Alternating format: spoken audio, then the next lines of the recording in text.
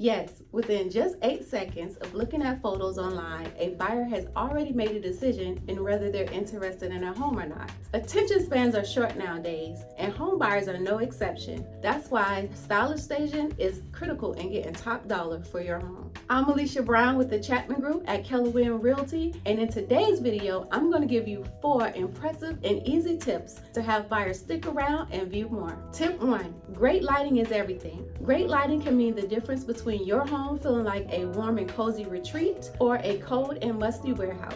Use light temperatures to match the decor and ambience of your home, not only making sure they're the same color, but the same voltage, and it's important that they're operating. Tip 2, the front room is the most important room. It is the first photo a potential buyer is most likely going to see. When thinking about furniture positioning, break the room into quarters. Make sure that the furniture is not all pushed to one side or up against the walls. Tip 3, make all the beds in the home look like a hotel. Even though the buyer isn't buying the bed, they're going to subconsciously envision themselves relaxing in that room. Make sure the beds are clean and tidy with matching bed skirts and decorative pillows to round out the feel. And finally, tip 4, put away all the clutter.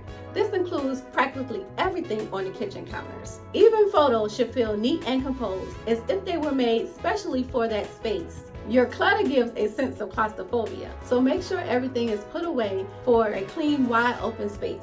These easy tips go a long way to make your photos pop and showcase your home in the best light. Want some personalized recommendations for your home? Contact me via one of the methods listed below or via social media so we can chat and talk about getting top dollar for your home. I'm Alicia Brown. Thanks for watching, and for more videos on Charleston real estate and Charleston living, don't forget to subscribe to our channel.